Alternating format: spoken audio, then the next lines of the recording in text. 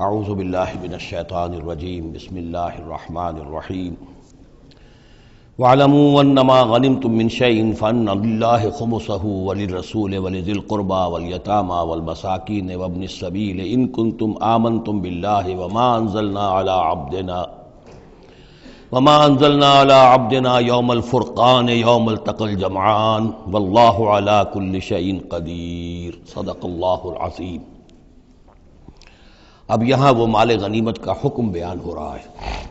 وَاعْلَمُوا جان لو انما غنمتم من شیء جو بھی غنیمت تمہیں حاصل ہوئی ہے، فَأَنَّ لِلَّهِ خُمُسَهُ تو اس کا خمس پانچواں حصہ تو اللہ کے لیے ہے، وَلِلرَّسُولِ اور رسول کے لیے ہے، وَلِذِي الْقُرْبَى اور رسول کے قرابت داروں کے لیے ہے۔ یہ بات سمجھ لیجئے یہاں اچھی طرح کہ در حقیقت حضور صلی اللہ علیہ وسلم کا جو معاش کا معاملہ تھا، جب تک آپ مکے میں تھے حضرت خدیجہ الکبریٰ رضی اللہ تعالی عنہا کی دولت جو ہے اس سے آپ کا کام چل رہا تھا، جو بھی بچا کچا آیا تھا۔ مدینے میں آ کر ظاہر بات ہے کہ اب آپ کے پاس اپنا کوئی ذریعہ معاش نہیں تھا، نہ آپ کوئی تجارت کرتے تھے، تو اب آپ کے اخراجات اور پھر یہ کہ آپ کے بھی قرابت دار ہیں، آپ کی ازواج مطہرات ہیں، ان کے اخراجات کہاں سے آئیں گے؟ تو مال غنیمت میں سے خمس جو ہے وہ اس کام کے لیے رکھ لیا گیا، گویا وہ بیت المال کا حصہ ہوگا اور بیت المال ہی کفالت کرے گا حضور کی بھی اور حضور کے قرابت داروں کی بھی۔ اس کے علاوہ اس بیت المال میں یتامى والمساکین وابن السبیل، اس میں حصہ ہوگا یتیموں کے لیے بھی اور مساکین اور محتاجوں کے لیے بھی اور مسافروں کے لیے بھی۔ یہ گویا کہ پانچواں حصہ مال غنیمت کا تو ہو گیا، سرکار سمجھ لیجیے سرکاری ہو گیا، لیکن اس سرکار میں سب سے بڑا خرچ جو ہے وہ در حقیقت محمد رسول اللہ صلی اللہ علیہ وسلم کے ذاتی، آپ کے اخراجات، آپ کے ازواج مطہرات کا نان نفقہ، آپ کے قرابت داروں کا ذوی القربیٰ، جس میں آپ کو بھی تو ظاہر بات ہے کہ کچھ نہ کچھ صلہ رحمی آپ فرماتے تھے، تو اس کے لیے، اور یہ کہ یتیموں اور مساکین کے لیے وابن السبیل۔ ان کنتم آمنتم باللہ اگر تم ایمان رکھتے ہو اللہ پر،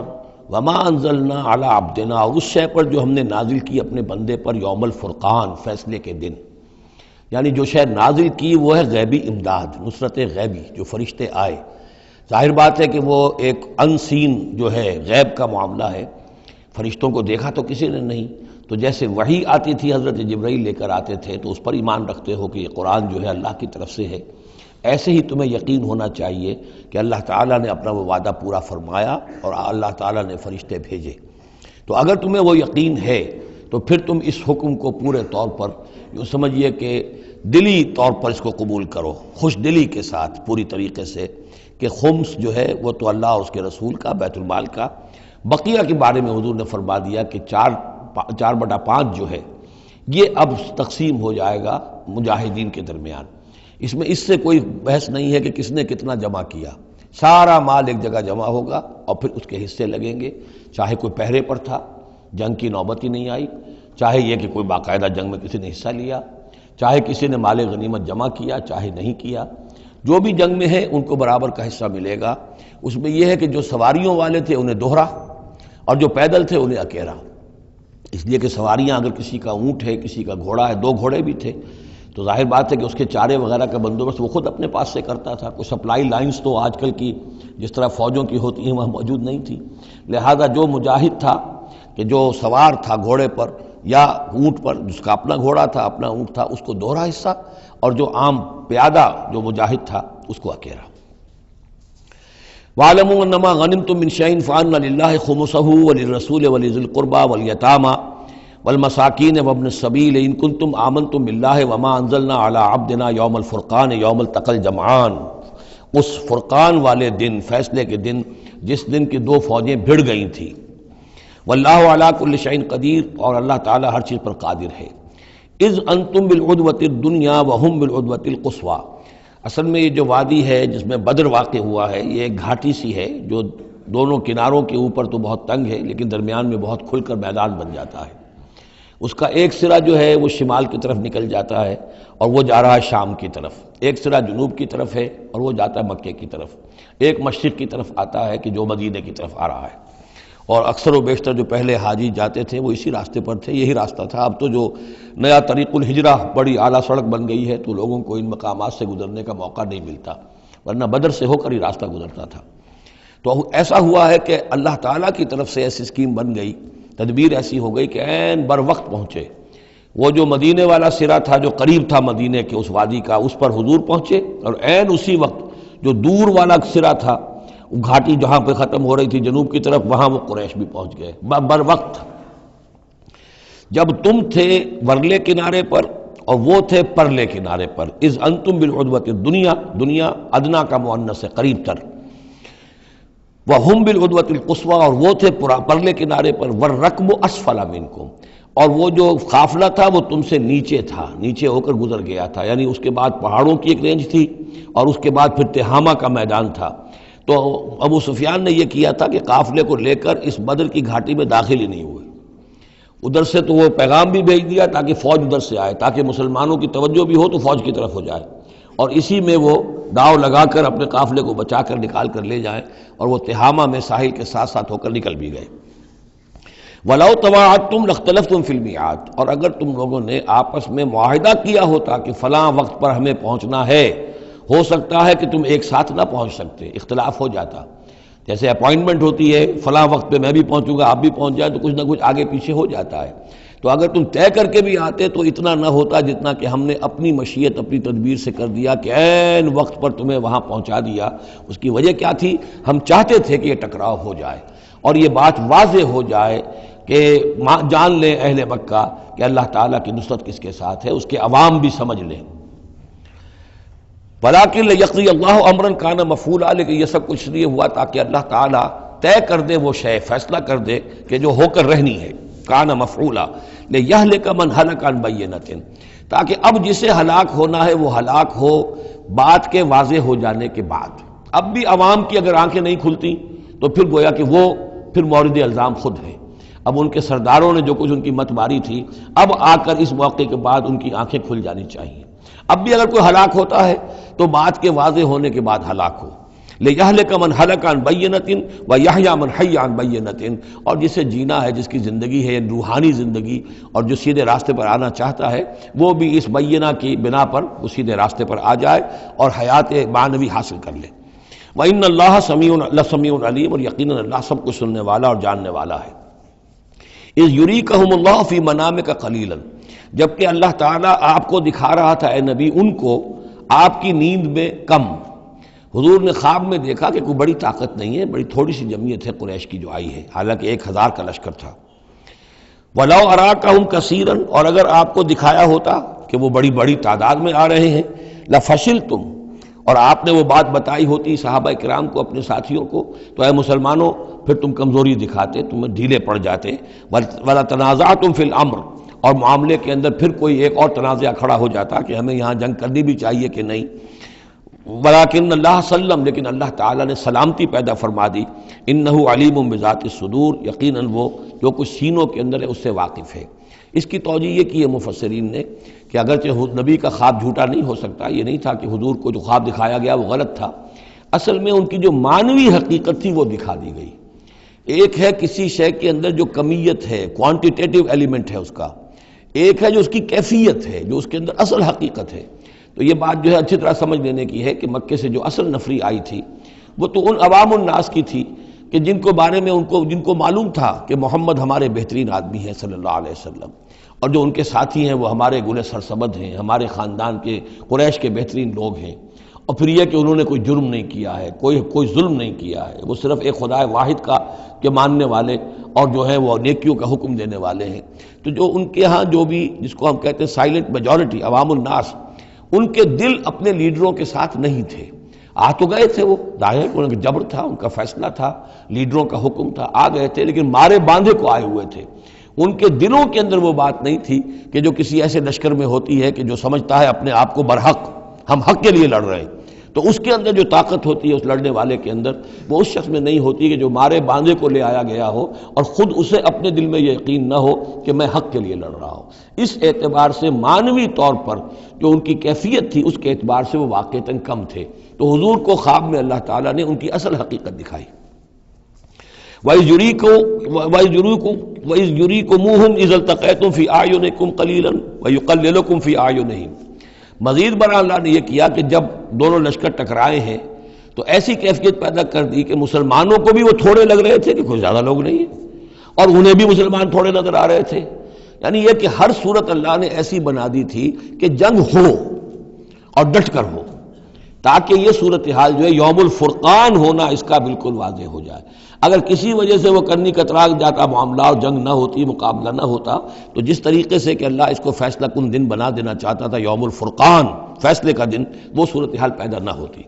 لِيَقْضِيَ اللَّهُ أَمْرًا كَانَ مَفْعُولًا، تاکہ اللہ پورا کر دے اس معاملے کو کہ جو ہونے والا ہی تھا. وَإِلَى اللَّهِ تُرْجَعُ الْأُمُورُ، اور تمام معاملات بالآخر تو اللہ ہی کی طرف لوٹا دیے جائیں گے. یا ایھا الذین آمنوا اذا لقیتم فئۃ فاثبتوا، اے اہل ایمان جب بھی اب تمہارا، اب چونکہ دور شروع ہو گیا ہے، اب تمہاری جد و جہد جو ہے وہ آخری مرحلے میں داخل ہو چکی ہے، مسلح تصادم کا آغاز ہو چکا ہے، اور یہ تو ابھی پہلی جنگ ہے، ابھی جنگیں اور آنی ہیں، اگلے ہی سال غزوہ احد ہو گیا. جب بھی تمہارا مقابلہ ہو کسی فوج سے فاثبتوا، پہلا حکم تو یہ ہے کہ پھر ثابت قدم رہو، قدم جمائے رکھو. دوسرا حکم وَاذْكُرُوا اللَّهَ كَثِيرًا، اور اللہ کا ذکر کرو کثرت کے ساتھ، لعلکم تفلحون، تاکہ تم فلاح پاؤ. تمہاری جو طاقت ہے وہ اللہ تعالیٰ کے بھروسے پر ہے. وَاصْبِرْ وَمَا صَبْرُكَ إِلَّا بِاللَّهِ، ایک بندہ مومن کا صبر جو ہے وہ اللہ کے بھروسے پر ہے. لہذا اللہ یاد رہے گا، اللہ کے ساتھ قلبی تعلق، روحانی تعلق استوار ہوگا تو تم ثابت قدم رہو گے. اور اگر اللہ کے رشتہ ٹوٹ گیا، قلبی رشتہ، روحانی رشتہ، تو پھر تمہارے اندر جان نہیں ہوگی. اور تیسرا حکم لعلکم تفلحون، تاکہ تم مراد پاؤ. اور تیسرا حکم اطیعوا اللہ ورسولہ، اور دیکھو تیسرا حکم یہ ہے کہ جو ڈسپلن ہے اس کی پابندی کرو، حکم مانو اللہ کا اور اس کے رسول کا. اب ویسے تو یہاں اللہ کا حکم بھی کہا گیا ہے، لیکن ظاہر بات ہے کہ وہاں تو ہر وقت جو حکم آتا تھا وہ رسول کا حکم آتا تھا، اس لیے کہ قرآن بھی آ رہا ہے تو رسول کی زبان سے ادا ہو رہا ہے، اور رسول اپنی جانب سے اپنی اجتہاد کے تحت، اپنی رائے کے تحت، اپنی تدبیر کے تحت کوئی رائے دے رہے ہیں تو بھی حضور کی زبان مبارک سے ادا ہو رہا ہے. تو ویسے کہنے کو یہ اللہ اور اس کے رسول کی اطاعت کرو، لیکن عملاً وہ رسول اطاعت بن جاتی ہے. بمصطفیٰ برساں خویش را کہ دی ہمہ اوست، واطیعوا اللہ ورسولہ ولا تنازعوا، اور دیکھو آپس میں جھگڑو نہیں. یہی وہ الفاظ آئے ہیں جو سورہ آل عمران میں ہم پڑھ چکے ہیں. وَلَقَدْ صَدَقَكُمُ اللَّهُ وَعْدَهُ إِذْ تَحُسُّونَهُمْ بِإِذْنِهِ حَتَّىٰ إِذَا فَشِلْتُمْ وَتَنَازَعْتُمْ فِي الْأَمْرِ وَعَصَيْتُمْ مِن بَعْدِ مَا أَرَاكُم مَّا تُحِبُّونَ. اب یہ ایک سال بعد ہونے والا ہے، یہ ایک سال پہلے ان سے کہا جا رہا ہے نظم کی پابندی کرو، اطاعت رسول پر کاربند رہو. ولا تنازعوا، اختلاف نہ کرو، جھگڑا نہ ڈالو. فتفشلوا، تو تم ڈھیلے پڑ جاؤ گے. وتذهب ريحكم، اور تمہاری ہوا اکھڑ جائے گی. واصبروا، اور ثابت قدم رہو. ان اللہ مع الصابرین، یقیناً اللہ تعالیٰ صابروں کے ساتھ ہے، اللہ کی نصرت، تائید اہل صبر کے ساتھ ہے. ولا تکونوا کالذین خرجوا من دیارہم بطرا ورئاء الناس، ان لوگوں کے مانند نہ ہو جانا کبھی جو نکلے تھے اپنے گھروں سے اتراتے ہوئے، اینٹتے ہوئے، اکڑتے ہوئے لوگوں کو دکھانے کے لیے. یہ وہ قریش کا لشکر جب چلا ہے تو ابو جہل نے جو بھی ساز و سامان کیا تھا اس کے لیے ڈھول ڈھمک کا بھی تھا، اور اس کے ساتھ جو ہے ہر طرح کا لاؤ لشکر، تو وہ تو جا رہے تھے بالکل اس خیال سے کہ فتح ہماری ہے ہی ہے اور ہم مسل کر رکھ دیں گے، جیسے مچھر کو مسل دیا جاتا ہے. یہ مسلمان ہیں ہی کتنے، وہ جو ہے خوب اپنے شان و شوکت کا مظاہرہ کرتے ہوئے جا رہے تھے. وَيَصُدُّونَ عَن سَبِيلِ اللَّهِ، اور حقیقت کیا تھی کہ اللہ کے راستے سے روک رہے تھے. وَاللَّهُ بِمَا يَعْمَلُونَ مُحِيطٌ، اور جو کچھ وہ کر رہے تھے اللہ اس کا احاطہ کیے ہوئے تھا. اللہ کے قابو سے باہر جانے والی ان کی کوئی تدبیر نہیں تھی. وَإِذْ زَيَّنَ لَهُمُ الشَّيْطَانُ أَعْمَالَهُمْ، اور جب کہ شیطان نے ان کے لیے ان کے اعمال کو مزین کر دیا تھا. وَقَالَ لَا غَالِبَ لَكُمُ الْيَوْمَ، اور اس نے ان کے کان میں یہ پھونک ماری تھی، یہ وسوسہ ڈالا تھا، آج تم پر کوئی غالب نہیں آ سکتا. مکے سے نکلی ہو نفری اور 1000 کی، یہ تو گویا کہ بڑی انہونی سی بات تھی. عرب کے اندر اس طرح کے مواقع بہت کم آتے تھے، تو گویا کہ وہ نے پٹیاں پڑھاتا آ رہا تھا، پھونکے مارتا آ رہا تھا، آپ پر کوئی غالب نہیں آ سکتا. لا غالب لکم اليوم من الناس، کوئی انسانوں میں سے تم پر غالب نہیں آ سکتا. وَإِنِّي جَارٌ لَكُمْ، اور میں بھی تمہارے ساتھ ہی ہوں. فَلَمَّا تَرَأَتِ الْفِئَتَانِ، اور جب دونوں لشکروں نے ایک دوسرے کو دیکھا، آمنے سامنے ہوئی. نَكَصَ عَلَىٰ عَقِبَيْهِ، تو وہ شیطان اپنی ایڑیوں کے بل پیچھے مڑ گیا، بھاگا. وقال، اور اس نے کہا انی بریء منکم، میں تم سے لا تعلق ہوں، میرا تم سے کوئی تعلق نہیں. انی ارا ما لا ترون، میں وہ کچھ دیکھ رہا ہوں جو تم نہیں دیکھ رہے. فرشتوں کو دیکھنا جو ہے، چونکہ یہ بھی ناری مخلوق ہے، نور اور نار میں بڑا قرب ہے. نوری مخلوق ہے ملائکہ، اور ناری مخلوق ہے جن، اور یہ جن ہے عزازیل ابلیس، تو اس کو نظر آ گیا فرشتے آ رہے، انی ارا ما لا ترون، میں وہ کچھ دیکھ رہا ہوں جو تم نہیں دیکھ سکتے، انی اخاف اللہ، مجھے اللہ کا خوف ہے، واللہ شدید العقاب، اور اللہ سزا دینے میں بہت سخت ہے۔ اذ یقول المنافقون والذین فی قلوبہم مرض، اب یہ ایک نقشہ تو یہ تھا کہ جب چلے آ رہے تھے قریش کا لشکر لے کر ابو جہل اور اس کے ساتھی سردار، اور ادھر شیطان بھی ان کو پہلے تو پیٹھ ٹھوکتا ہوا آ رہا ہے، اور عین وقت پر جو ہے وہ ان کو ساتھ چھوڑ کر بھاگا ہے۔ ادھر جب مدینے کے اندر اب جہاں وہاں سے مسلمان چلے تھے، حضور چلے تھے، تو جو کوئی منافق پیچھے رہ گئے تھے وہ اب باتیں کر رہے تھے۔ اذ یقول المنافقون والذین فی قلوبہم مرض، جبکہ کہہ رہے تھے وہ منافق لوگ اور وہ لوگ کہ جن کے دلوں میں روگ تھا، غر ہؤلاء دینہم، ان مسلمانوں کو تو ان کے دین نے بالکل دھوکے میں ڈال دیا ہے، مت ماری گئی ہے، دماغ خراب ہو گیا ہے، قریش سے ٹکرانے چلے ہیں، ان کی عقل جواب دے گئی ہے۔ ہم تو پہلے بھی سمجھتے تھے کہ یہ سفہاء ہیں، بے وقوف ہیں، احمق ہیں، لیکن اب تو معلوم ہوتا ہے کہ سرے سے مت ماری گئی۔ غر ہؤلاء دینہم، ان کے دین نے ان کی مت مار دی۔ ومن یتوکل علی اللہ فإن اللہ عزیز حکیم، انہیں کیا پتا کہ جو کوئی توکل کرے اللہ پر تو اللہ تعالیٰ زبردست ہے، حکمت والا۔ وَلَوْ تَرَىٰ يَتَوَفَّى الَّذِينَ كَفَرُوا الْمَلَائِكَةُ، اور کاش تم دیکھ سکتے جب کہ قبض کرتے ہیں فرشتے ان کافروں کو، ان کی جانوں کو، یضربون وجوہہم، ان کے چہروں پر ضرب لگاتے ہوئے، وادبارہم، اور ان کی پیٹھوں پر، وذوقوا عذاب الحریق، اور کہتے اب چکھو جلنے کا عذاب، ذالک بما قدمت ایدیکم، اور یہ وہ کچھ ہے جو تمہارے اپنے ہاتھوں نے آگے بھیجا ہے، وان اللہ لیس بظلام للعبید، اور یہ کہ اللہ تو ہرگز اپنے بندوں کے حق میں ظالم نہیں ہے، ظلم کرنے والا نہیں ہے۔ کداب آل فرعون والذین من قبلہم، جیسے کہ معاملہ ہوا آل فرعون کا اور ان کا جو ان سے پہلے تھے۔ آل فرعون سے پہلے قوم شعیب سے پہلے صدوم اور عمورہ کی بستیاں، ان سے پہلے قوم سمود، ان سے پہلے قوم عاد، ان سے پہلے قوم نوح، یہ ہم سورہ اعراف کے اندر یہ ساری چیزیں پڑھ کر آئے۔ کداب آل فرعون والذین من قبلہم کفروا بآیات اللہ، انہوں نے بھی اللہ کی آیات کا کفر کیا، فاخذہم اللہ بذنوبہم، تو اللہ نے پکڑ لیا انہیں ان کے گناہوں کی پاداش میں۔ ان اللہ قوی شدید العقاب، یقیناً اللہ تعالیٰ قوی ہے، قوت والا ہے، زور آور ہے، اور سزا دینے میں سخت ہے۔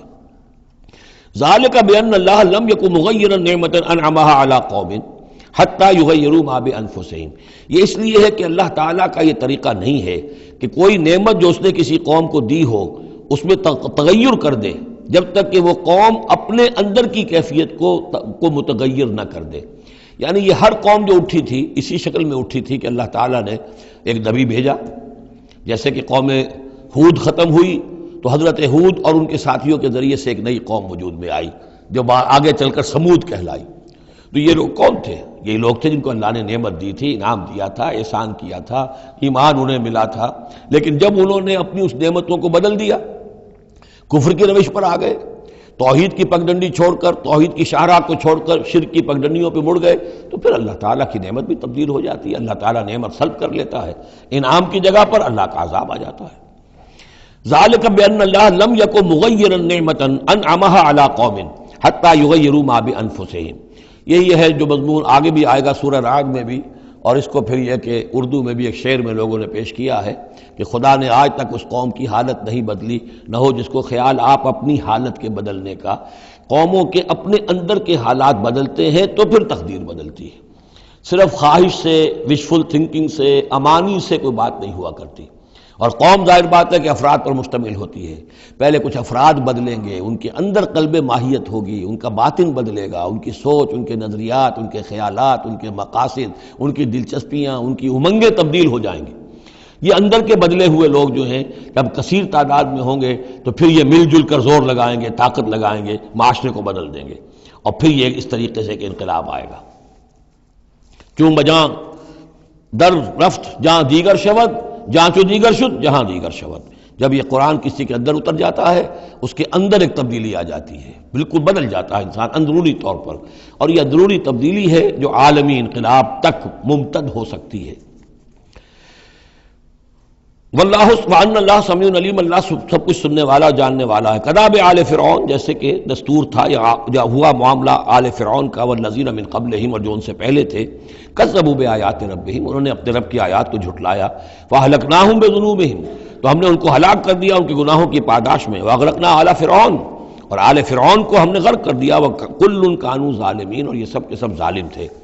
ان شر الدواب عند اللہ الذین کفروا فهم لا یؤمنون، بدترین چوپائے اللہ کے نزدیک یہی لوگ ہیں اللہ کے نزدیک جو کفر کرتے ہیں اور وہ ایمان نہیں لاتے. یعنی وہی جو آیت ہم پڑھ چکے سورہ اعراف میں کہ یہ لوگ انسان نظر آتے ہیں، حقیقت میں انسان نہیں ہیں. لہم قلوب لا یفقہون بہا ولہم اعین لا یبصرون بہا ولہم آذان لا یسمعون بہا اولئک کالانعام بل ہم اضل. وہ چوپایوں کے مانند ہیں بلکہ ان سے بھی گئے گزرے. اس لیے شر الدواب کہا گیا. تمام جانداروں میں اور جمان چوپایوں میں، جانوروں میں سب سے برے لوگ جو ہیں وہ یہ انسان نما حیوان ہیں کہ جن کے اندر عقل نہیں، جن کے اندر شعور نہیں، جو ایمان سے خالی ہیں اور کفر پر اور صرف دنیا کی لذتوں پر ریجھ گئے. الذین عاہدت منہم ثم ینقضون عہدہم فی کل مرۃ وہم لا یتقون. وہ لوگ کہ جن سے آپ نے اے نبی معاہدہ کیا تھا پھر وہ ہر مرتبہ اپنا عہد توڑتے ہیں اور اس کا کوئی ڈر نہیں رکھتے. اب یہ اشارہ ہو رہا ہے یہود کی طرف، کیونکہ حضور جب مدینے میں تشریف لائے تو میں نے آپ کو شروع میں بتا دیا تھا کہ آپ نے بہت بڑا یہ سمجھیے کہ اس کو Montgomery what, professor Montgomery what نے جس قدر تعریف کی ہے اس کی،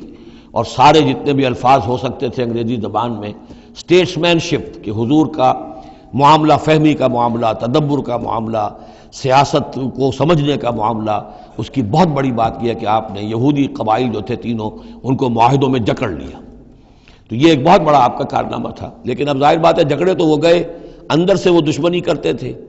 ساز باز کرتے تھے. اوپر معاہدہ ہے، اندر سے ساز باز چل رہی ہے، پیغامات بھیجے جا رہے ہیں قریش کو کہ کیا کر رہے ہیں آپ لوگ، کیوں دیر کر رہے ہیں، کیوں نہیں حملہ کرتے، ہم اندر سے آپ کی مدد کریں گے. تو یہ خدمت ابھی چل رہی تھی. تو فرمایا الذین عاہدت منہم ثم ینقضون عہدہم، وہ لوگ کہ جن سے نبی آپ نے عہد کیا، معاہدے کیے، اور وہ یہ کہ اپنے معاہدے توڑ رہے ہیں. فی کل مرۃ، ہر بار. وہم لا یتقون، اور وہ ڈرتے نہیں ہیں. فاما تثقفنہم فی الحرب، تو اگر آپ پا جائیں انہیں جنگ میں، فشرد بہم من خلفہم، تو ان کو ایسی سزا دیجئے کہ جو پیچھے ہیں ان کے ہوش ٹھکانے آ جائیں، لعلہم یذکرون، تاکہ انہیں عبرت حاصل ہو جائے. یعنی یہ کہ اب ایک تو یہ ہے کہ وہ کوئی صرف ان کی جو ہے وہ وہاں سے خطوط جا آ رہے ہیں، پیغام رسانی ہو رہی ہے، لیکن کہیں اگر ان میں اس کا کوئی شخص جنگ میں بھی پکڑا جائے، واقعتاً وہ جنگ میں شریک ہو جائے، قریش کی طرف سے آ جائے اور پکڑا جائے، تو پھر اس کو وہ سزا دیجئے کہ جو ایک کی سزا جو ہے وہ سینکڑوں کے ہوش ٹھکانے کر دے. یہ ہے مطلب. وَإِمَّا تَسْخَفَنَّهُمْ فِي الْحَرْبِ فَشَرِّدْ بِهِمْ، ایسی سزا ان کو دیجئے من خلفہم کے جو ان سے پیچھے ہیں ان کے بھی ہوش ٹھکانے ہو جائیں، لعلہم یذکرون، شاید کہ پھر وہ نصیحت پکڑ لیں. وَإِمَّا تَخَافَنَّ مِنْ قَوْمٍ خِيَانَةً، اور اگر آپ کسی کو قومی سطح پر اندیشہ ہو جائے آپ کو کسی سے کہ وہ خیانت پر اتر آئی ہے، یعنی ایک ہے انڈیویجول ایکٹس. بنو قریظہ کا کوئی شخص ہے جو کام کر رہا ہے، بنو قریظہ کا سردار کہے گا صاحب مجھے کیا معلوم، یہ ایک شخص کا انڈیویجول معاملہ ہے، اس نے کوئی خط لکھ دیا ہوگا قریش کو یا کوئی سلسلہ جرمانی کیا ہوگا، لیکن یہ ہمارا اجتماعی معاملہ نہیں ہے، ہم معاہدے کے پابند ہیں. بنو قینقاع کا کوئی شخص ہے اس نے کر دیا، تو اس کے لیے تو پہلا حکم آ گیا. وہ کہیں اگر مل جائے، جنگ میں مل جائے، کیونکہ ویسے تو اسے ہاتھ نہیں لگا سکتے، معاہدہ ہے ان کے ساتھ، تو معاہدہ ہے، اس کو کیا سزا دیں گے.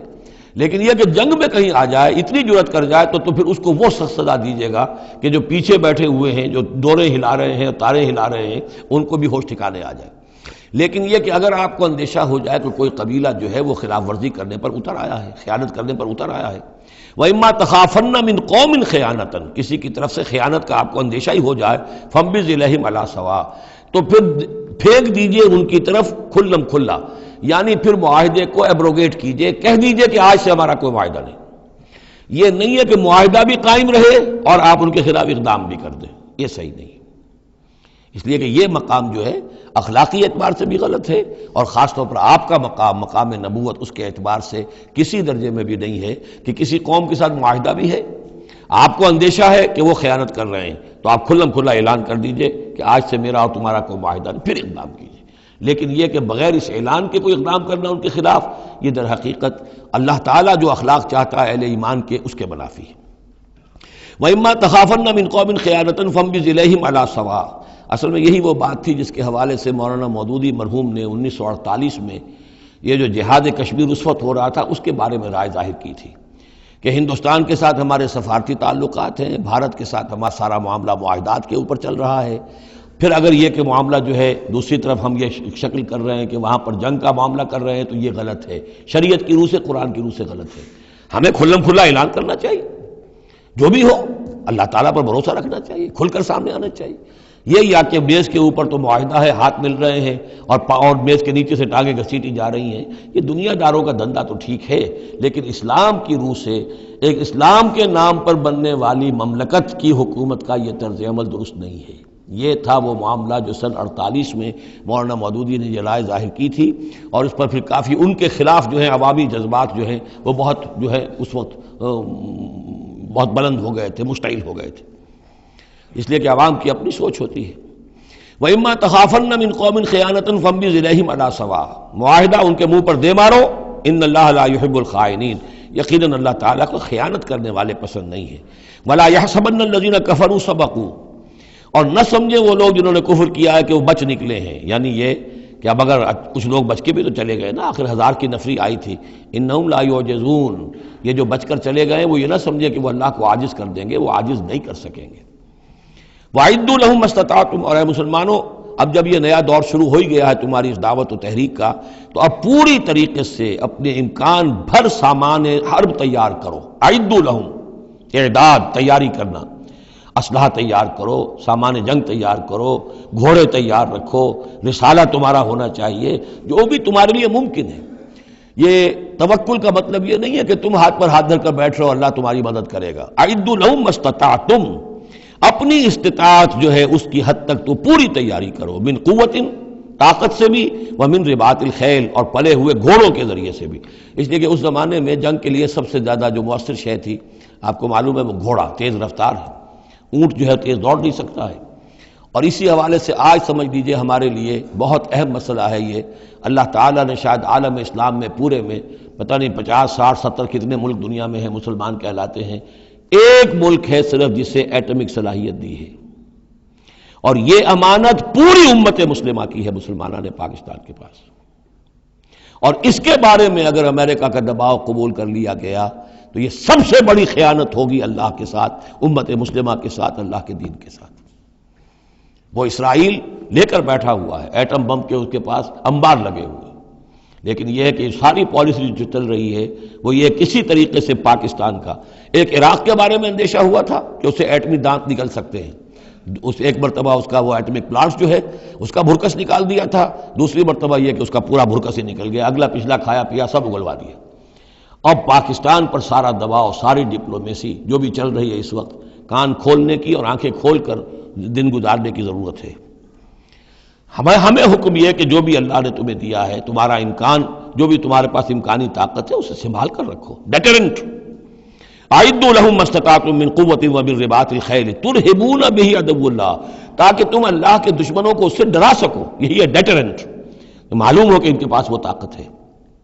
وعدوکم، اور اپنے دشمنوں کو بھی ڈرا سکو، وآخرین من دونہم، ایک تو ہے اللہ کے دشمن اور تمہارے دشمن ایک اور بھی ہیں جو ان کے سوا ہیں، ان کے پرے ہیں، انہیں تم نہیں جانتے، لا تعلمونہم اللہ یعلمہم، اللہ انہیں جانتا ہے، یعنی وہ مارے آستین منافقین ہیں، یہ تمہاری اپنی آستینوں کے اندر بیٹھے ہوئے ہیں، تمہیں پتہ بھی نہیں ہے کہ وہ لوگ بھی در حقیقت ففتھ کالمسٹ عنصر ہے کہ جو در حقیقت تمہاری تباہی چاہتا ہے، بربادی چاہتا ہے۔ وما تنفقوا من شیء، اب ظاہر بات ہے کہ اگر ساز و سامان فراہم کرنا ہے، اسلحہ فراہم کرنا ہے، اور ساز و سامان کے لیے جو ہے گھوڑے تیار کرنے ہیں تو انفاق کرنا پڑے گا۔ انفقوا مما رزقناکم وما تنفقوا من شیء فی سبیل اللہ یوفی الیکم، اور دیکھو جو کچھ بھی تم خرچ کرو گے اللہ کی راہ میں وہ پورا پورا تمہیں مل جائے گا، پورا پورا دیا جائے گا۔ وانتم لا تظلمون، اور تم پر کوئی زیادتی نہیں ہوگی، تمہاری کوئی حق تلفی نہیں ہوگی۔ تم دو تو صحیح، اب وہ پورے 2 رکوع ذہن میں لے آئیے جو سورہ بقرہ میں ہم نے پڑھے تھے کہ اگر کوئی شخص اللہ کی راہ میں مال خرچ کرتا ہے، فی سبیل اللہ خرچ کرتا ہے، تو جیسے ایک دانہ جو ہے وہ زمین کے اندر ڈال دیتے ہو، اس سے جو ایک پودا نکلتا ہے اس میں سٹے ہوتے ہیں، 7 سٹے ہیں، اور ہر سٹے کے اندر 100 دانے ہیں، تو وہ ایک دانہ 700 دانے پیدا کر رہا ہے، اور اللہ تعالیٰ جس کو چاہے گا 700 گنا سے بھی زیادہ اجر و ثواب دے گا۔ کہاں سید کا رکھ رہے ہو اپنے پیسے، خرچ کر دو اسے، اس لیے کہ اب اس دعوت کا اور اس تحریک کا اور محمد رسول اللہ کی جو جد و جہد ہے اس کا وہ مرحلہ آ گیا ہے کہ اب ساز و سامان اور کیل کانٹے سے لیس ہونا ضروری ہے۔ وَأَعِدُّوا لَهُم مَّا اسْتَطَعْتُم مِّن قُوَّةٍ وَمِن رِّبَاطِ الْخَيْلِ ترهبون به عدو اللہ وعدوکم وآخرین من دونہم لا تعلمونہم اللہ یعلمہم وما تنفقوا من شیء فی سبیل اللہ یوفی الیکم وانتم لا تظلمون وَإِن جَنَحُوا لِلسَّلْمِ فَانْجَحْ لَهَا، اور اے نبی اگر وہ اپنے بازو اپنے کندھے نیچے گرا دے امن کے لیے، صلح کے لیے، اگر قریش آمادہ ہو جاتے ہیں تو آپ بھی جھک جائیے، کوئی بات نہیں، صلح کر لیجیے۔ وَتَوَكَّلْ عَلَى اللَّهِ، اللہ پر توکل کیجیے، یعنی یہ کہ اگر وہ صلح کرنے کے اوپر آمادہ ہے صلح کر لیجیے، اور ڈریے نہیں کہ ہو سکتا ہے وہ چال چل رہے ہوں، نہیں، صلح کا جواب صلح سے دیجیے، لیکن یہ کہ اللہ پر توکل کیجیے۔ وَهُوَ السَّمِيعُ العليم، وہ سب کچھ إِنَّهُ هُوَ السَّمِيعُ العليم، یقیناً وہ سب کچھ سننے والا اور جاننے والا ہے۔ وَإِن يُرِيدُوا أَن يَخْدَعُوكَ، اور اگر وہ چاہتے ہو کہ آپ کو دھوکہ دے دیں فَإِنَّ حَسْبَكَ اللَّهُ، تب بھی آپ نہ گھبرائیں، آپ کے لیے اللہ کافی ہے، اللہ کی طرف سے ضمانت ہے۔ هُوَ الَّذِي أَيَّدَكَ بِنَصْرِهِ وَبِالْمُؤْمِنِينَ، وہی تو ہے اللہ جس نے اے نبی آپ کی مدد کی ہے اپنی نصرت سے اور اہل ایمان کے ذریعے۔ یہ ذرا نوٹ کیجئے، اللہ نے محمد کی مدد کی ہے اہل ایمان کے ذریعے، یعنی اللہ تعالیٰ کا یہ فضل ہوا محمد رسول اللہ صلی اللہ علیہ وسلم پر کہ ایسے صحابہ عطا فرمائے جو مخلص تھے، کہ جہاں آپ کا پسینہ گرا وہاں انہوں نے اپنی خون کی ندیاں بہا دی۔ حضرت موسیٰ کو ایسے ساتھی میسر نہیں آئے، کیا حال تھا جبکہ ان کو کہا گیا اللہ کی راہ میں جنگ کرو، اور ان کا فضل بنتا وربک فقاتل انا ہاؤنا قاعدون، جاؤ تم جاؤ، ہم بیٹھے ہیں یہاں۔ رب انی لا املک الا نفسی واخی فافرق بیننا وبین القوم الفاسقین۔ یہاں یہ ہوا تھا جب دوسری مرتبہ مقام صفرا پر جب ہوئی ہے جو مشاورت، اور وہ بڑی یوں سمجھیے کہ کانٹے کی مشاورت تھی، وہاں بھی کچھ لوگ زور دے رہے تھے مسلسل کہ چلیے ہمیں چلنا چاہیے پہلے قافلے کی طرف، وہ تو آپ کو سیرت کی کتابوں میں پڑھنا ہوگا، لیکن یہ ہے کہ اس وقت حضور کا منشا یہ تھا، آپ بار بار کہ اچھا آپ اور لوگ مشورہ دیں، اور لوگ بھی مشورہ دیں۔ حضرت مقداد نے کھڑے ہو کر یہی بات کہی رضی اللہ تعالیٰ عنہ، اے نبی آپ ہمیں موسیٰ کے ساتھی نہ سمجھیے جنہوں نے کہہ دیا تھا وَسَبَنْتَ وَرَبُّكَ فَقَاتِلَا إِنَّا هُنَا قَاعِدُونَ، ہم آپ کے ساتھی ہیں، آپ جو حکم دیں ہم حاضر ہیں۔ حضرت ابوبکر نے تقریر کی، حضرت عمر نے تقریر کی، حضور دیکھ رہے ہیں انصار کا کیا منشا ہے، ان کی کیا رائے ہے۔ پھر کھڑے ہوئے حضرت سعد، انہوں نے کہا ہے کانک تعنینا یا رسول اللہ، اے اللہ کے رسول شاید آپ کا روح سخن ہماری جانب ہے، شاید اس وجہ سے کہ ہمارا جو معاہدہ ہوا تھا بیعت عقبہ ثانیہ میں وہ یہ تھا کہ اگر مدینے پر حملہ ہوگا تو ہم آپ کی حفاظت کریں گے، شاید یہ گمان ہے آپ کا۔ فَإِنَّا آمَنَّا بِكَ وَصَدَّقْنَاكَ، ہم آپ پر ایمان لا چکے، ہم نے آپ کی تصدیق کی، ہم نے آپ کو اللہ کا رسول مانا، اب ہمارے پاس کوئی آپشن نہیں ہے۔ خدا کی قسم اگر آپ اپنا گھوڑا سمندر میں ڈال دیں گے ہم بھی آپ کے پیچھے اپنی سواریاں سمندر میں ڈال دیں گے، اور خدا کی قسم اگر آپ ہمیں کہیں گے ہم اپنی اونٹیوں کو دبلا کر دیں گے برق الغماد تک جا پہنچیں گے، یعنی یمن کا شہر ہے برق الغماد، وہاں تک پہنچ جائیں گے چاہے ہماری اونٹنیاں لاغر ہو جائیں۔ اس کے بعد حضور کا چہرہ کھل اٹھا کہ انصار کی طرف سے بھی ان کے ایک رئیس نے یہ بات کہی ہے، پھر آپ نے کہا چلو اب بدر کی طرف۔ تو یہ اللہ تعالیٰ نے گویا کہ حضور کی مدد کی ہے اہل ایمان سے۔ هو الذی ایدک بنصرہ، ایک تو اللہ کی مدد آئی آسمان سے، فرشتے آئے، اور ایک وبالمؤمنین، اور اہل ایمان کے ذریعے سے آپ کی مدد کی ہے۔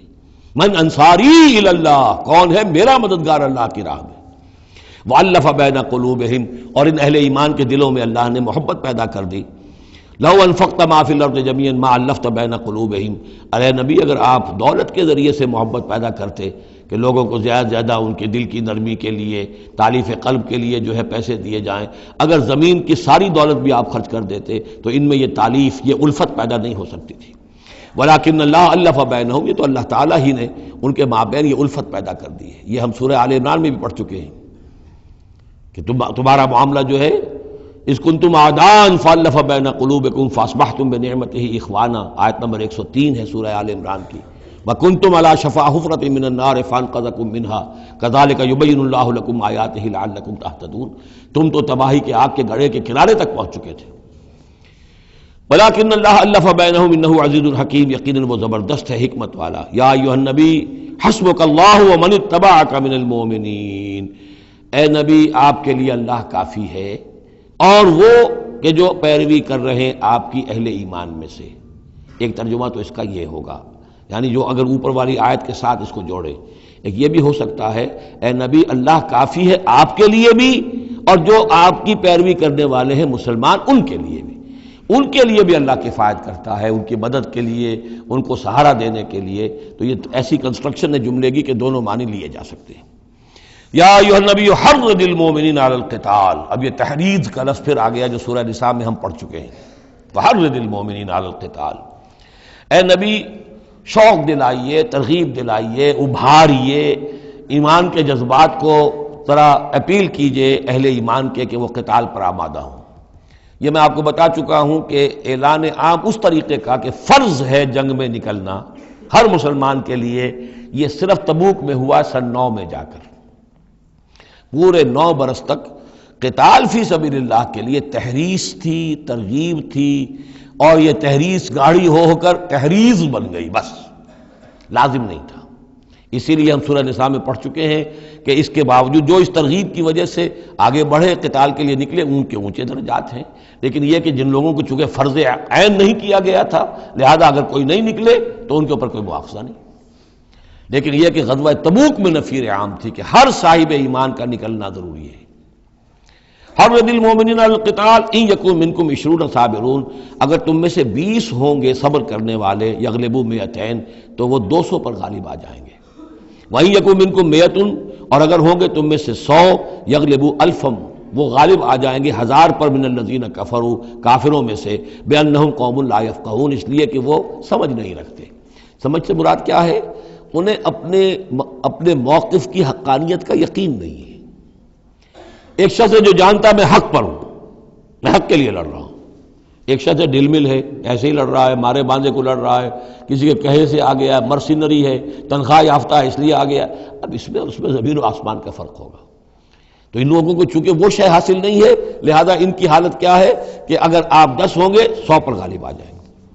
لیکن اس کے بعد جو اگلی آیت آ رہی ہے وہ گویا کہ اس کی کچھ عرصے کے بعد یقیناً نازل ہوگی، جو ہوئی جو یہاں شامل کر دی گئی۔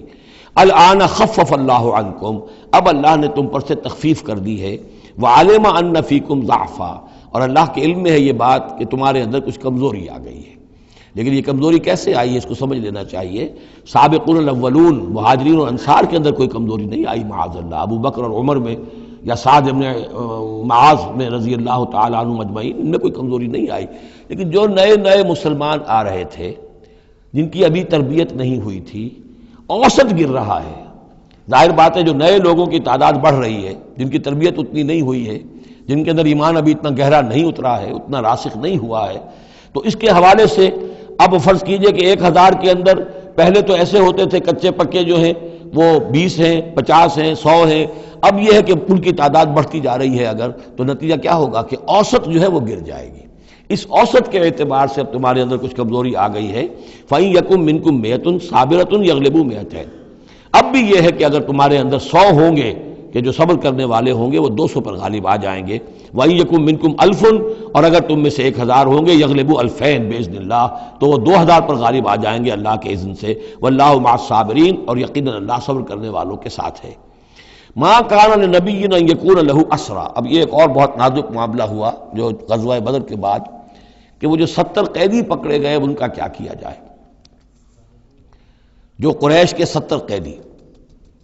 اب اس کی ایک شکل تو یہ تھی، مشاورت کی حضور نے، حضرت ابو بکر کی ایک رائے تھی، حضور کی اپنی رائے بھی وہی تھی،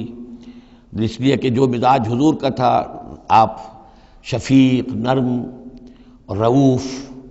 رقیق القلب، یہی معاملہ حضرت ابو بکر کا تھا۔ حضرت عمر تھے سخت، اشدہم فی امر اللہ عمر، حضرت عمر کی یہ رائے تھی کہ ان سب کو قتل کر دینا چاہیے، اگر ہم نے فدیہ لے کر یا معاف کر دیا ویسے ہی چھوڑ دیا، یہ پھر دوبارہ آئیں گے، کفر کو تقویت حاصل ہوگی۔ تو اس کو تو جب تک کہ کفر کی کمر ٹوٹ نہ جائے، یہ سانپ جو ہے جب تک کہ پوری طرح کچلا نہ جائے، اس وقت تک جو ہے ہمیں کوئی نرمی نہیں کرنی چاہیے، بلکہ وہ اس حد تک تھے کہ ہم میں سے یہ جو قیدی آئے ہیں جو ان کے قریب ترین عزیز ہوں، بس مہاجرین کے اندر وہ لوگ موجود تھے، قریش کے جو لوگ پکڑے گئے ہیں، تو مہاجر جو تھے یہاں صحابہ کرام وہ بھی تو قرشی تھے، تو اپنے قریب ترین عزیزوں کو اپنے ہاتھ سے قتل کریں، یہ حضرت عمر کی رائے تھی۔ حضور صلی اللہ علیہ وسلم کی رائے اور حضرت ابو بکر کی رائے بھی یہ تھی کہ نہیں، نرمی کی جائے، فدیہ لے کر چھوڑ دیا جائے۔ فیصلہ ہو گیا، اس پر عمل ہو گیا، لیکن پھر جو یہ آیت اتری ہے یہ پھر بہت سخت ہے اس میں اس فیصلے کو غلط قرار دیا گیا، اگرچہ فیصلہ ہو گیا ٹھیک ہے، لیکن یہ کہ اس کے اوپر گرفت ہوئی ہے کہ یہ نہیں ہونا چاہیے تھا۔ یہ مضمون بنیادی طور پر یہ سورہ محمد میں آئے گا صلی اللہ علیہ وسلم، اور وہاں تفصیل کے ساتھ اس کی پوری بات آ چکی ہے۔ اور چونکہ سورہ محمد سورہ بقرہ سے بھی پہلے نازل ہو چکی تھی، سورۃ القتال،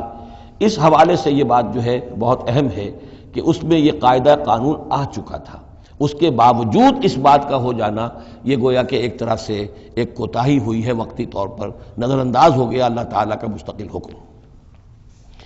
ما کان لنبی ان یکون لہ اسریٰ، کسی نبی کے لیے یہ جائز نہیں ہے کہ اس کے پاس قیدی ہوں، حتی یسخن فی الارض، جب تک کہ زمین کے اندر خوب خونریزی نہ ہو لے، یعنی باطل کی کمر نہ توڑی جا چکی ہو، اس وقت تک قیدی رکھنا۔ قیدی رکھنے کا مطلب تو ہے کہ وہ زندہ رہیں گے، آج نہیں تو کل انہیں چھوڑنا پڑے گا، آپ چھوڑیں گے ان کو، وہ پھر کفر کی تقویت کا باعث بنیں گے۔ تريدون عرض الدنیا، تم دنیا کا ساز و سامان چاہتے ہو، یعنی فدیہ ملے گا، مال ملے گا۔ اب یہ ظاہر بات ہے کہ نہ حضور کی یہ نیت ہو سکتی تھی معاذ اللہ، اور نہ حضرت ابو بکر کی، لیکن اللہ تعالیٰ کا معاملہ ہے،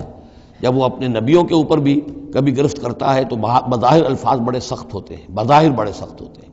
تو اس کے اندر وہ سختی موجود ہے۔ ظاہر بات ہے کہ یہ بات نہ حضور کے لیے نہ حضرت ابو بکر کے لیے۔ تريدون عرض الدنیا، تم دنیا کا سامان چاہتے ہو، واللہ یرید الآخرہ، اللہ کے پیش نظر آخرت ہے۔ سورہ محمد کی آیت نمبر 4 میں یہ پورا قانون آئے گا، ہم وہاں پڑھ لیں گے۔ واللہ عزیز حکیم، اور اللہ تعالی عزیز اور حکیم ہے۔ لولا کتاب من اللہ سبقہ، اگر نہ ہوتی بات اللہ کی طرف سے جو پہلے سے آ چکی تھی، یعنی سورہ محمد کی آیت نمبر 4، اس میں ایک امکان نکلتا تھا اس کی تعبیر کا، اگرچہ تعبیر کے اندر میرے نزدیک غلطی ہوئی ہے، لیکن پھر بھی ایک اس کے اندر امکان موجود تھا جس کو کہ استعمال کیا ہے محمد الرسول اللہ صلی اللہ علیہ وسلم سے۔ لولا کتاب من اللہ سبقہ، اگر یہ اللہ تعالیٰ کی طرف سے بات پہلے سے طے نہ ہو چکی ہوتی، لمسکم فیما اخذتم عذاب عظیم، تو جو کچھ تم نے یہ فدیہ وغیرہ لیا ہے اس پر تم پر بڑا سخت عذاب آتا۔ قانون ہم سورہ محمد میں پڑھیں گے کہ وہ کیا تھا، اور اس کی انٹرپریٹیشن کے اندر یہاں حضور نے کس جگہ سے گنجائش نکالی۔ دیکھیے ہوتا یہ ہے کہ آپ کا رجحان نرمی کا ہے تو آپ ایک ہی بات کے اندر سے نرم پہلو نکال لیں گے، جیسے کہ میں نے عرض کیا تھا کہ جو لوگ کے سنتے ہیں الذین یستمعون القول فیتبعون احسن، وہ لوگ کہ جو کسی بات کو سن کر پھر پیروی کرتے ہیں اس میں سے بہترین کی، جو بھی اس میں اعلیٰ ترین درجہ ہے اس تک پہنچنے کی کوشش کرتے ہیں۔ لیکن طبیعت کے اندر جو نرمی تھی تو اس نرمی کی وجہ سے حضور نے اس کے اندر ایک اپنے لیے گنجائش نکال لی، لیکن چونکہ اس آیت کے اندر وہ گنجائش واقعتاً موجود ہے، لہذا فرمایا اگر وہ نہ ہوا ہوتا، لولا کتاب من اللہ سبقہ، اگر وہ آیت پہلے نازل نہ ہو چکی ہوتی، لمسکم فیما اخذتم عذاب عظیم، تو تم پر جو بھی تم نے لیا ہے یہ فدیہ وغیرہ، اس پر تم پر بڑی سخت پکڑ ہوتی اور عذاب آتا۔ روایات میں آتا ہے کہ حضور بھی اور حضرت ابو بکر بھی دونوں پھر اس آیت کے نزول کے بعد روتے رہے ہیں کہ ہم سے یہ خطا ہوئی ہے۔ بہرحال خطا اجتہادی ہے، کوئی غلط اس طرح کی نہیں ہے کہ کسی صریح حکم کی خلاف ورزی کی گئی ہو، وہ یہ ہے کہ جو بھی اس میں رعایت رکھی گئی تھی اس کو آپ نے اپنے اجتہاد سے اس کے اندر سے جو بھی نرمی کا پہلو تھا وہ نکال دیا۔ فَكُلُوا مِمَّا غَنِمْتُمْ حَلَالًا طَيِّبًا، تو اب کھاؤ جو تمہیں ملا ہے غنیمت۔ غنیمت میں وہ بھی ہے جو عین جنگ کے موقع پر مال غنیمت ملا، اور جو فدیہ اب مل رہا ہے وہ بھی غنیمت ہے۔ حلالا طیبا، کھاؤ، اس میں کوئی اب تمہیں ہچکچاہٹ نہ ہو، حلال اور طیب ستھرا۔ واتقوا اللہ، اللہ کا تقوی اختیار کرو، ان اللہ غفور الرحیم، یقیناً اللہ تعالیٰ بخشنے والا رحم فرمانے والا ہے۔ یا ایھا النبی قل لمن فی ایدیکم من الاسریٰ، اے نبی کہہ دیجئے ان لوگوں سے جو آپ کے قبضے میں ہیں قیدی۔ اب قیدیوں میں جان لیجئے حضرت عباس ابن عبد المطلب بھی تھے رضی اللہ عنہ، جو حضور کے چچا تھے۔ گمان غالب یہ ہے کہ وہ ایمان تو لا چکے تھے، اپنے ایمان کا اعلان نہیں کیا تھا، لہذا جنگ میں کفار کے ساتھ ہو کر آئے تھے، وہ بھی گرفتار تھے۔ اور بھی کچھ لوگ تھے کہ جن کے بارے میں حضور جانتے تھے کہ یہ لوگ جو ہے اپنی دلی خواہش سے نہیں آئے ہیں، بلکہ یہ کہ اپنے سرداروں کے دباؤ کی وجہ سے آئے ہیں، لیکن قانون تو قانون ہے۔ تو اس طریقے کا معاملہ جب ہوا ہے، اور پھر حضور کے اپنے اقدامات، وہ قیدی ہیں ابو العاص،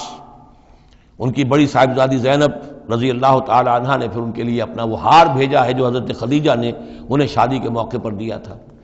تو یہ ایسی کیفیات ہیں، ہم جب پڑھتے ہیں ان چیزوں کے تو ہمارے لیے تو ایک تعلق جو ہے وہ ایک ماضی کی تاریخ کے قصوں کی ہے، وہاں تو یہ خونی رشتے بھی تھے، تعلقات بھی تھے، ایک ہی خاندان ہے، ایک ہی قبیلہ ہے، اسی کے لوگ آئے ہوئے ہیں۔ تو اب حضور کے دل میں جو ہے اس وقت سنا یہ ہے کہ جب رات کے وقت کراہ رہے تھے حضرت عباس، انہیں باندھا ہوا تھا، سخت ظاہر بات ہے قیدیوں کو جکڑا ہوا ہے رسیوں کے اندر،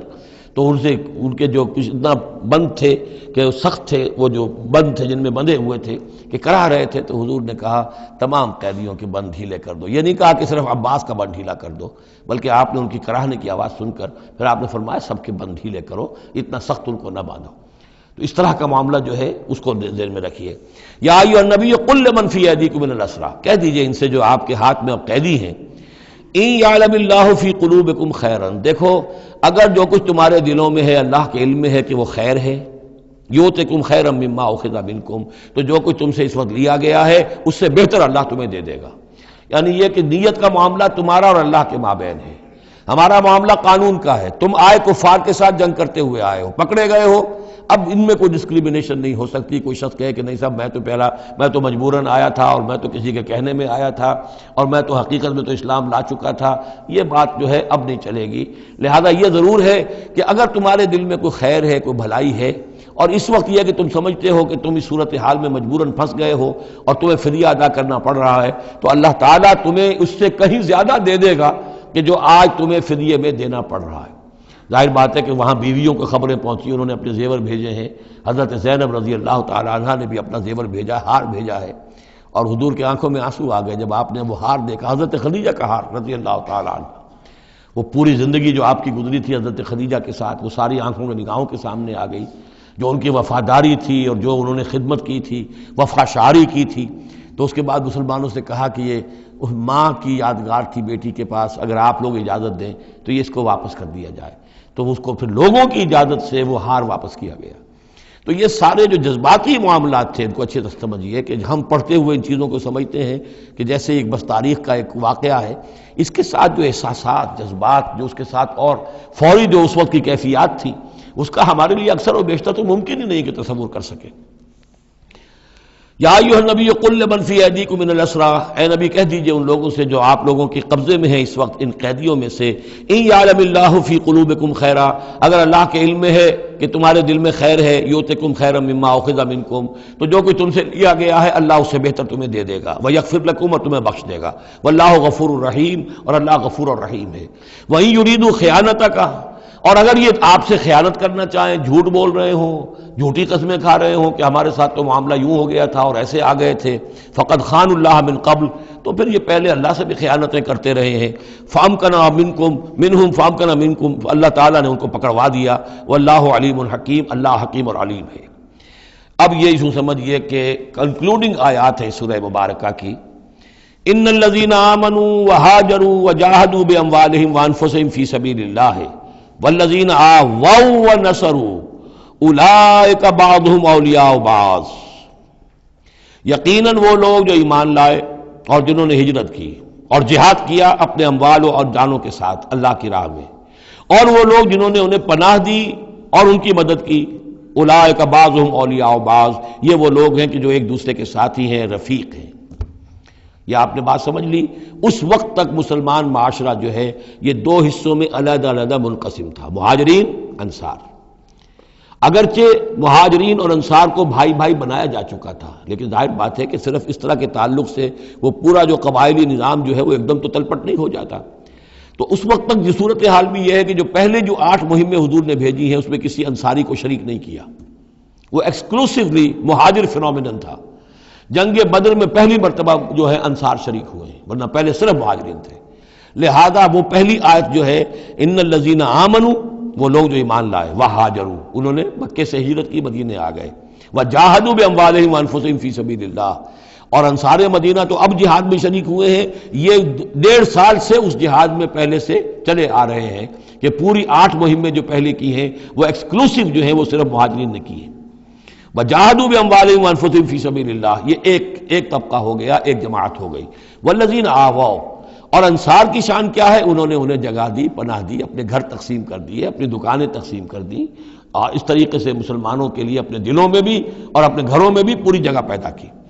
اولئک بعضهم اولیاء بعض، انہوں نے مدد بھی کی، یہ سب ایک دوسرے کے ساتھی ہیں۔ والذین آمنوا ولم یہاجروا، اور وہ لوگ کہ جو ایمان لائے لیکن ہجرت نہیں کی، ما لکم من ولایتہم من شیء، تمہارا ان کے ساتھ اب کوئی تعلق نہیں۔ آگے چل کر سورہ نساء میں جو بعد میں نازل ہوئی ہیں پڑھ چکے ہیں ہم پہلے، ان میں تو یہ ہے کہ وہ کافر اور منافق قرار دیا گیا، ان کے ساتھ وہی سلوک کرو جو کافروں کے ساتھ ہے، انہیں پکڑو اور قتل کرو، الا یہ کہ کسی ایسی قبیلے سے ہوں جن کے ساتھ تمہارا معاہدہ ہو، وہ پورا قانون وہاں آ گیا ہے۔ لیکن یہاں بھی پہلی بات بتا دی گئی، اب کوئی ولایت باہمی تمہاری ان کے ساتھ نہیں ہے۔ یعنی فرض کیجئے کوئی شخص کہتا ہے میں تو ایمان لا چکا تھا، مجبوراً آئے تھے لیکن ہجرت کیوں نہیں کی؟ جب ہجرت نہیں کی تو اب تمہارا شمار ہوگا انہی لوگوں کے ساتھ جن کے ساتھ تم جنگ کر کے آئے ہو۔ تم یہ نہیں کہہ سکتے کہ میرا تعلق جو ہے اہل ایمان سے شمار کیا جانا چاہیے۔ والذین آمنوا ولم یہاجروا ما لکم من ولایتہم من شیء، تو کوئی تمہاری ان سے رفاقت نہیں ہے، کوئی تعلق نہیں ہے، کوئی عہد نہیں ہے، کوئی قول و قرار نہیں ہے۔ یہ آیت بھی معلوم ہوتا ہے کہ انہی جو اسیر تھے غزوہ بدر کے، انہی کی طرف اصل میں روح سخن ہے۔ حتیٰ یہاجروا، جب تک کہ وہ ہجرت نہ کریں، ہاں واپس جائیں، فدیہ دے کر جائیں، پھر ہجرت کر کے آ جائیں تو ٹھیک ہے، پھر وہ مسلمانوں میں سے ہوں گے، تمہارے بھائی ہوں گے، تمہارے حمایتی ہوں گے اور تم ان کی حمایت کرو گے۔ وَإِنِ اسْتَنصَرُوكُمْ فِي الدِّينِ، اور وہ لوگ کہ جو ایمان تو لائے لیکن ہجرت نہیں کی، اپنے اپنے قبیلوں میں رہے یا مکے میں رہے، اگر وہ تم سے مدد مانگے دین میں، فَعَلَيْكُمُ النَّصْرُ، تو اے مسلمانوں تم پر واجب ہے ان کی مدد کرنا۔ إِلَّا عَلَىٰ قَوْمٍ بَيْنَكُمْ وَبَيْنَهُمْ مِيثَاقٌ، سوائے اس کے کہ وہ کسی ایسی قوم سے تعلق رکھتے ہوں کہ جن کے اور تمہارے درمیان کوئی معاہدہ ہے۔ اگر کوئی قبیلہ ہے کہ جس کے ساتھ حضور نے معاہدہ کیا ہوا ہے صلح کا، اور وہاں کوئی مسلمان ہے اور وہ ہجرت تو کر نہیں رہا، وہاں سے وہ مدد کی درخواست کرتا ہے کہ میری مدد کی جائے، تو اس کے خلاف اس کی مدد نہیں کی جائے گی، اس لیے کہ قوم کے ساتھ معاہدہ ہے۔ واللہ بما تعملون بصیر، اور جو کچھ تم کر رہے ہو اللہ اسے دیکھ رہا ہے۔ والذین کفروا بعضهم اولیاء بعض، اور وہ لوگ جنہوں نے کفر کیا وہ ایک دوسرے کے ساتھی ہیں، ایک دوسرے کے حمایتی ہیں، ایک دوسرے کے پشت پناہ ہیں۔ عرب قبائلی معاشرے کے اندر یہ جو ولایت کا معاملہ ہوتا تھا، اس میں پھر یہ ذمہ داریاں بھی آتی تھیں۔ کسی کے اوپر تاوان پڑ گیا ہے تو جو اس کے ولی ہیں، جو اس کے حلیف ہیں، ان کو بھی تاوان میں سے حصہ پہ دینا پڑتا تھا۔ کوئی قیدی ہو گیا ہے، اسے کوئی فدیہ دینا ہے تو جو اس کے حلیف ہیں، جب اس کے گھر والے بھی وہ فدیے کے لیے رقم جمع کریں گے تو وہ حلیف بھی اس کے اندر اپنا حصہ ڈالیں گے۔ تو یہ تو معاشرے کے اندر جو قبائلی معاشرہ ہوتا ہے یہ چیزیں ہوتی ہیں۔ تو یہاں فرما دیا گیا جو کافر ہیں وہ ایک دوسرے کے حلیف ہیں، جو اہل ایمان ہیں وہ ایک دوسرے کے حلیف ہیں، لیکن اہل ایمان میں سے جو ہجرت نہیں کرتے وہ اہل ایمان کے حلیف نہیں ہیں، بلکہ وہ تو انہی کافروں کے ساتھ شمار ہوگا ان کا جن کے ہاں وہ رہ رہے ہیں۔ البتہ یہ کہ اگر وہ مدد طلب کریں تمہیں مدد کرنی ہوگی، بشرطے کہ ان کے قبیلے سے تمہارا کوئی معاہدہ نہ ہو۔ الا تفعلوہ، اگر تم ان چیزوں کی پابندی نہ کرو۔ ایک مسلمان ہے، وہاں سے اس نے خط لکھ دیا ہے کہ مجھے یہاں ستایا جا رہا ہے، حالانکہ اس قبیلے سے آپ کا معاہدہ اور آپ چڑھ دوڑے اس قبیلے کے اوپر، تو یہ معاملہ نہیں چلے گا دنیا کے اندر۔ ہر چیز کا ایک قاعدہ ہے، قانون ہے، اسے وہاں سے ہجرت کرنی چاہیے، یا ہجرت نہیں کر رہا ہے تو تکلیف جھیلنی چاہیے، برداشت کرنی چاہیے۔ مسلمان مدد نہیں کر سکتے چونکہ اس کے قبیلے سے مسلمانوں کا معاہدہ ہے۔ الا تفعلوہ، اگر یہ قواعد و ضوابط پیش نظر نہیں رکھو گے، ان کی پابندی نہیں کرو گے، تکن فتنۃ، تو پھر تو یہ ہے کہ فساد برپا ہو جائے گا، فتنہ پھیلے گا، فی الارض و فساد کبیر، اور بہت بڑی جو ہے بدامنی ہو جائے گی۔ اب وہ آیت آگے جس کا میں نے ذکر کیا تھا، والذین آمنوا وہاجروا وجاہدوا فی سبیل اللہ والذین آووا ونصروا اولئک هم المؤمنون حقا۔ اب ان دو طبقات کو جمع کر دیا گیا، والذین آمنوا وہاجروا وجاہدوا فی سبیل اللہ والذین آووا ونصروا، ویسے یہ کہ وہ لوگ جو ایمان لائے اور جنہوں نے ہجرت کی اور جنہوں نے جہاد کیا اللہ کی راہ میں، یعنی یہ مہاجرین، والذین آووا، اور وہ انصار مدینہ جنہوں نے انہیں پناہ دی، انہیں جگہ دی، انہیں اکوموڈیٹ کیا، والذین آووا ونصروا، اور نصرت کی، اولئک هم المؤمنون حقا لهم مغفرۃ ورزق کریم، ان کے لیے مغفرت ہے اور رزق کریم ہے۔ تو مومن حقیقی کی تعریف یہاں پر جو آئی ہے دو حصوں میں بٹ کر، وہ میں چاہتا ہوں کہ پھر اچھی طریقے سے آپ سمجھ لیں، انتہائی اہم بات ہے یہ۔ ایک مسلمان کے لیے بنی الاسلام علی خمس، 5 چیزیں ہیں، کلمہ شہادت، نماز، روزہ، حج، زکوٰۃ۔ لیکن حقیقی مومن ہونے کے لیے دو چیزیں اور بڑھیں گی، صرف شہادت نہیں، یقین قلبی اور نماز روزہ حج زکوٰۃ کے ساتھ جہاد فی سبیل اللہ۔ گویا کہ 7 چیزیں ہوں گی، 7 شرطیں پوری ہوں گی تو ایک شخص بندہ مومن کہلائے گا۔ یہ تعریف ہے کہ جو سورہ الحجرات کی آیت نمبر 14-15 میں آئی، وہاں پہلے فرمایا قالت الاعراب آمنا قل لم تؤمنوا ولکن قولوا اسلمنا ولما يدخل الايمان في قلوبكم۔ یہ بدو کہہ رہے ہیں ہم ایمان لے آئے، اے نبی ان سے کہہ دیجئے تم ایمان نہیں لائے ہو، بلکہ یوں کہو کہ ہم مسلمان ہو گئے، ہم نے اطاعت قبول کر لی ہے، ابھی تک ایمان تمہارے دلوں میں داخل نہیں ہوا۔ اب اگلی آیت میں پھر اسی سیاق کے اندر اگلی آیت میں مومن کون ہے؟ انما المؤمنون الذين آمنوا بالله ورسوله ثم لم يرتابوا۔ مومن تو وہ ہیں جو ایمان لائیں اللہ پر، اس کے رسول پر، پھر شک نہ باقی رہے، یقین بن جائے۔ اور دوسرے وجاہدوا باموالہم وانفسہم فی سبیل اللہ، اور وہ جہاد کریں اللہ کی راہ میں اپنی جانوں اور مالوں کے ساتھ۔ اولئک ھم الصادقون، صرف وہ سچے ہیں۔ اس کو میں نے پرکار سے تشبیہ دی تھی۔ اب اگر وہ دل میں یقین ہے تو اس کی کیا کیفیات پیدا ہو جائیں گی؟ دلی یقین کی کیفیات وہ شروع میں آ گئی ہیں۔ انما المؤمنون الذین اذا ذکر اللہ وجلت قلوبہم، اہل ایمان تو وہ ہیں حقیقت میں کہ جب اللہ کی یاد کرتے ہیں، اللہ کا ذکر ہوتا ہے، ان کے دل لرز اٹھتے ہیں۔ وَإِذَا تُلِيَتْ عَلَيْهِمْ آيَاتُهُ زَادَتْهُمْ ایمانا، جب ان کو اللہ کی آیات پڑھ کر سنائی جاتی ہیں ان کے ایمان میں اضافہ ہوتا ہے۔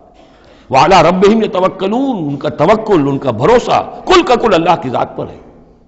الذین یقیمون الصلاۃ ومما رزقناہم ينفقون، اور وہ لوگ جو نماز قائم کرتے ہیں اور انفاق کرتے ہیں اللہ کی راہ میں اس میں سے جو ہم نے دیا۔ اولئک ھم المؤمنون حقا، یہ ہے سچے مومن، پکے مومن۔ لیکن یہ مومن کی شخصیت کی تصویر کا ایک رخ ہے۔ بدقسمتی سے ہمارے ہاں یہ 2 رخ علیحدہ ہو گئے۔ معاملہ یہ ہے کہ یہ ہے ایک ورق، اس ورق کا ایک صفحہ یہ ہے، ایک صفحہ یہ ہے،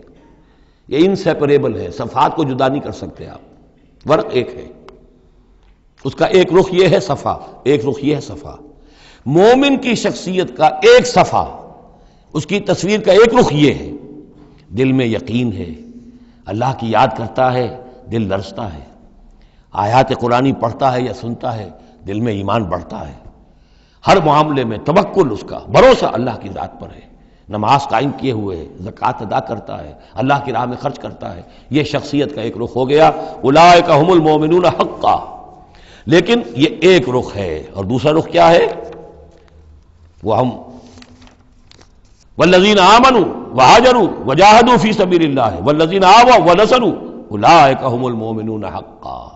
اور وہ لوگ جو ایمان لائے، جنہوں نے ہجرت کی، جنہوں نے جہاد کیا اللہ کی راہ میں، اور وہ لوگ جنہوں نے انہیں جگہ دی، پناہ دی اور ان کی مدد کی، یہ ہے مومن سچے۔ تو تصویر کے ان دونوں رخوں کو جوڑیے، یہ ہے اصل میں جو آج کی ضرورت ہے۔ صحابہ کرام کی شخصیتوں میں یہ دونوں رخ تھے۔ جیسے زوال آیا ہمارے ہاں، اڑائے کچھ ورق لالے نے، کچھ نرگس نے، کچھ گل نے، چمن میں ہر طرف بکھری ہوئی ہے داستاں میری، دین کے حصے بکھرے ہو گئے، کوئی حلقے ذکر کے ہیں تو ان کو جہاد وغیرہ سے کوئی غرض نہیں، کوئی جہادی تحریکیں ہیں تو ان کے اندر جو ہے وہ دوسری کیفیات نہیں۔ اس طرح کے معاملات جو ہے تقسیم ہو چکے ہیں۔ جب تک کہ یہ مکمل شخصیتیں وجود میں نہیں آئیں گی، یہ ظاہر بات ہے صحابہ کی کمیت کے اعتبار سے تو وہاں تک نہیں پہنچ سکتے، لیکن ان کا عکس تو ہو، اس طرح کی کیفیت متوازن طریقے پر۔ اگر 25% ادھر ہے 25% ادھر بھی ہو،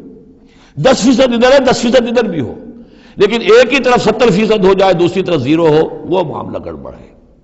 یہ دونوں جو رخ ہے شخصیت کے، ان کو جمع کرنے کی ضرورت ہے۔ اولئک ھم المؤمنون حقا لہم مغفرۃ ورزق کریم، ان کے لیے مغفرت ہے اور رزق کریم ہے۔ اللہم ربنا اجعلنا منہم، اللہم ربنا اجعلنا منہم والذین آمنوا من بعد وہاجروا وجاہدوا، اور جو لوگ بعد میں ایمان لائے یا لائیں گے اور ہجرت کریں، جہاد کریں، وجاہدوا معکم، تمہارے ساتھ ہو کر جہاد کریں، فاولئک منکم، تو اے مسلمانوں وہ تم ہی میں سے ہیں، تمہاری جماعت، تمہاری امت حزب اللہ کے حصے ہوں گے۔ وَأُولُو الْأَرْحَامِ بَعْضُهُمْ أَوْلَىٰ بِبَعْضٍ فِي کتاب اللہ، البتہ اللہ کا جو قانون ہے، جو شریعت ہے، مثلا جو وراثت کا معاملہ ہے، اس کا تعلق جو اولو الارحام کے ساتھ ہے۔ یہ جو بھائی چارہ تھا اس کے بنا پر وراثت نہیں ہے، وراثت ہوگی وہی جو رحمی رشتے ہیں جن کے بنا پر کہ وراثت کا قانون بنا دیا گیا. اولو الارحام بعضهم اولی ببعض فی کتاب اللہ. اللہ کی شریعت کے ضابطے کے قانون میں بہرحال جو رحمی رشتے ہیں وہ یقیناً مقدم ہیں. ان اللہ بکل شیء علیم. یقیناً اللہ تعالی ہر چیز کا علم رکھتا ہے. بارک اللہ لی ولکم فی القرآن العظیم ونفعنی وإیاکم بالآیات والذکر الحکیم.